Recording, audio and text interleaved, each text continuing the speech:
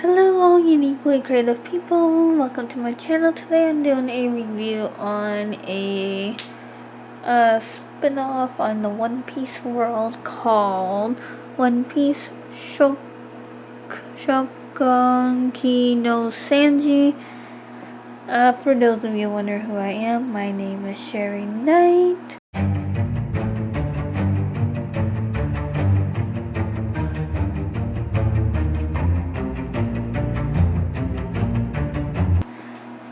Let's just hop right into the video.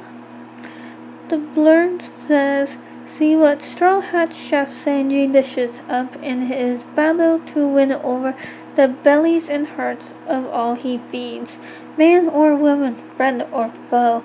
This one-shot spin-off rolls all 6 original story chapters into one collection. Concocted and served up to you by the creators of Food Wars. So basically this is all about Sanji's point of view from before he joins Luffy's team,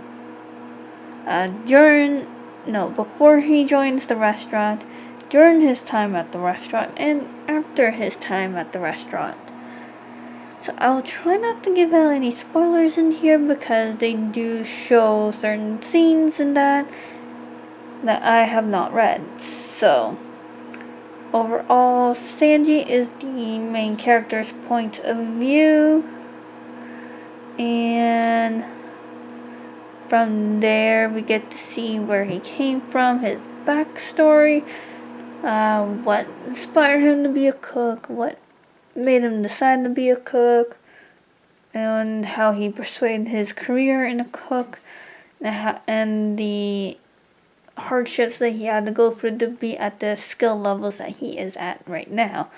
Overall, he is definitely a flirt. He's been a flirt, what looks to me, since his early teens with females.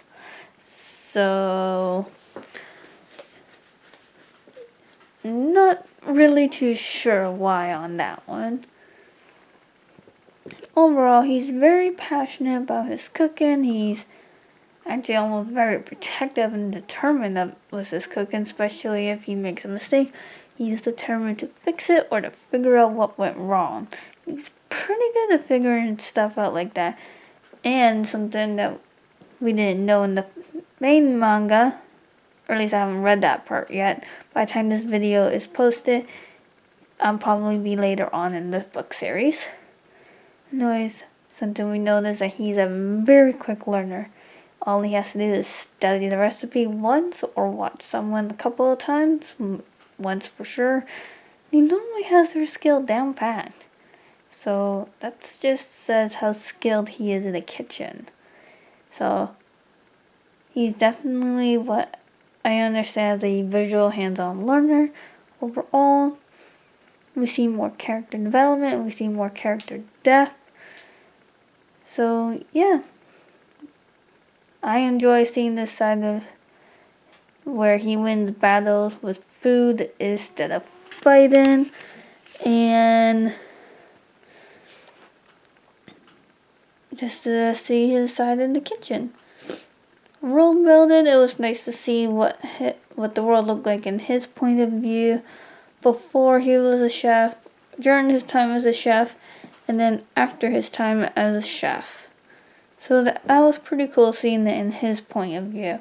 I wouldn't mind seeing it in Nami's point of view, Zolo's point of view, and Usopp's point of view. Although Usopp not so much, since we already have a good idea where he came from.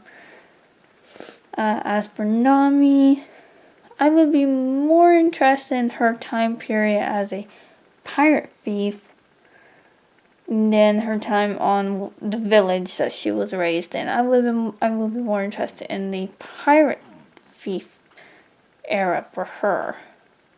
And for Zolo, I wouldn't mind seeing his past where he gains the reputation of a pirate hunter, Zolo, and creates fear with the pirates in the East Blue. I wouldn't mind seeing that one. Luffy, we already have an idea because we've seen a lot of his flashbacks. So I'm not really too concerned with Luffy, and we know he lives in one village for his whole life. It's Nami and Zolo, where I wouldn't mind seeing how they figure out to get themselves out of tight situations, because they weren't always living on land. Usopp and Luffy were. So it would be interesting to see how Zolo, for the most part, he was living on land, but it would still be interesting to see how he gained his reputation by living on one island by the sounds of it. I'm curious, and I'm hoping one day we get to see that kind of background. Overall, with Sanji, it was interesting. Very creative with world building. We eventually get to see what looks to be a lot of land. So I'm very curious on that one, where that is. And plot structure, it was interesting to get to see his skills used in different ways for survival and more than one way. It was very interesting. I'm gonna try not to give myself away too much with this one, because there is parts in the book that I have not reached and I don't want to give out any spoilers, so I'll see if I can figure out a spot where to post this video. But overall, I would give this like a 4 out of 5 stars. I think I gave it a different rating on Instagram, but I will double check that one. Overall, pretty good. I do recommend, especially if you like this character of all the other ones on Luffy's team, or if you're just plain curious on it. You do learn quite a bit actually in this one about cooking techniques, different fishes, and how to solve problems in the kitchen area. So there is learning curves. There is learning things in this version of the book, in this spin-off. I understood actually quite a bit, if not most of it, because I spent a long time in the kitchen. I understood quite a bit. And I've done a lot of research in the kitchen for kitchen stuff. Overall, pretty good. If you like learning or want to learn something new, I do recommend this one. There is some learning stuff here. Learning stuff in this book. Plot structure is pretty good. 4 out of 5 stars. And I will leave a link down below as well. And I'll see you guys next time. Remember, stay true to yourself and stay unique. Bye.